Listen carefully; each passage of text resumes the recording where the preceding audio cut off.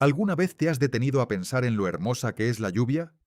O sea, esa sensación de escuchar ese suave golpeteo en el techo que te llena de calma y nostalgia. Es como si la lluvia tuviera su propia magia, ¿sabes? Nos limpia el alma, nos invita a reflexionar y a sentirnos vivos. Cuando llueve, todo parece más tranquilo, más real. La tierra huele a frescura y los colores se vuelven más vibrantes. Es como si el mundo se tomara un respiro, y nosotros también. La lluvia no solo moja, también renueva. Nos recuerda que después de cada tormenta llega la calma.